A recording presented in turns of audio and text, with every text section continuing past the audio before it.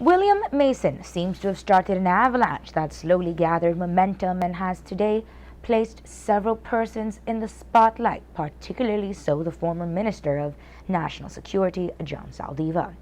The avalanche did gather enough strength to prompt the Prime Minister to do some adjustments to Saldiva's portfolio. Prime Minister's move, however, did not come without criticism. The Belize Progressive Party sent out a release saying that they have viewed the cabinet changes with great contempt. The document states, quote, "Although not unforeseen, it is an affront to the people of this nation, for amid the ever-increasing levels of crime, criminality, and all-out corruption at the highest levels of government, its head, the PM, remains dogged in his instance to provide only cosmetic changes to what is an out-of-control matter of epic proportions." The Belize Progressive Party highlights the fact that following this third consecutive victory at the polls this past November, the PM still refuses to do the right thing and sign the United Nations Convention Against Corruption, UNCAC.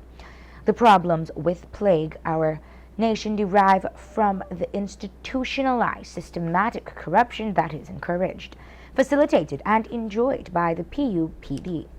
That is why his band-aid approach of shuffling ministries among his inner circle, instead of taking definitive steps by sacking those whose integrity have been called into question, comes as no surprise. In keeping par for the course of the tyrannical situation his mismanagement has caused, the PM is banking on Belizeans to blindly accept any and everything the government says without question.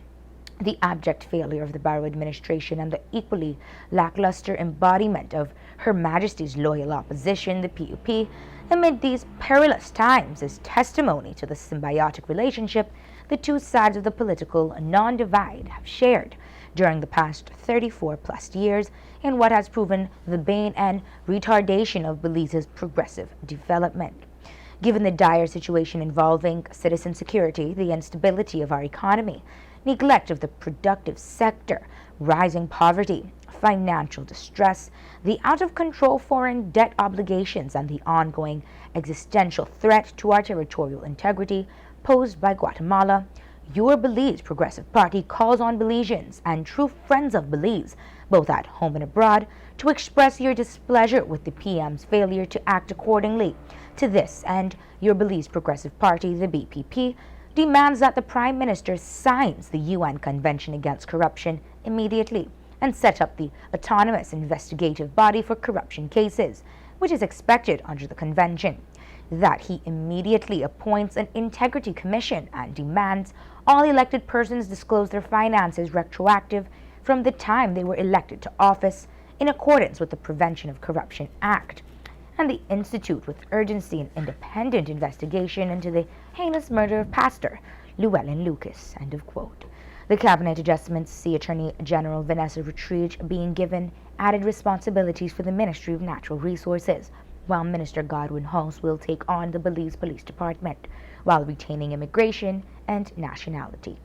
Saldiva remains with the responsibility for the Belize Defense Force and Belize Coast Guard. A toin for amid the ever-increasing levels of crime and criminality and all-out corruption at the highest levels of government, its head, the PM, remains dogged in his insistence to provide only cosmetic changes. While the Belize Progressive Party has viewed with contempt the recent changes to the cabinet, the People's United Party has also issued a statement saying that the Prime Minister has attempted to hoodwink the Belizean people by doing minor adjustments to the cabinet to give off the perception that he is acting in the interest of justice and the people. The release reads in part, quote, "Mr. Barrow seems to be unduly enamored of the word optics, using it frequently in past weeks, and that is exactly what this reshuffle is, optics. The PUP believes that at the very least the confirmed relationship between John Saldiva and William Mason, one which resulted in money changing hands, should have been the subject of an intensive, objective investigation. The relationship between other cabinet members and William Mason, again confirmed, should have been the result of an intensive, objective investigation. The relationship between high-ranking members of the Belize Police Department and William Mason, confirmed, should have been the subject of an intensive, objective investigation. Instead, Saldiva has been given a tiny token slap on the wrist, if that, and the Prime Minister has in effect declared that to be the end of that. Not one of the other cabinet ministers who had a relationship, including Deputy Prime Minister Patrick Faber, has been touched. Mr. Barrow has further declared that the Belize Police Department has the investigation into William Mason well in hand, and he is satisfied with their handling of the matter. In the same breath that he states that Mason was very close to members of said police department.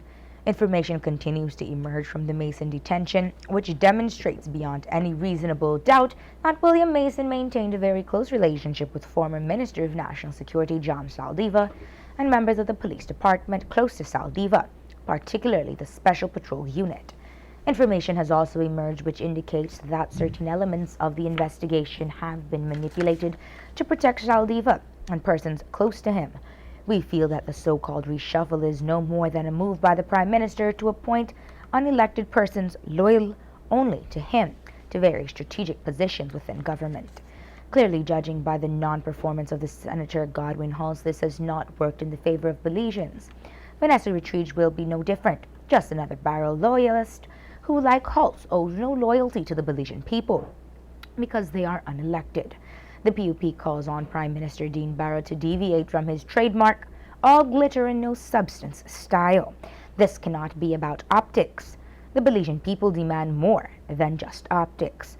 The only way to ensure an impartial and proper investigation is to ask for assistance from our international partners. If the Prime Minister, as he has indicated, refuses to do this, it will be because he does not want the truth to come out. That truth, as we understand it, could destroy his administration. End of quote.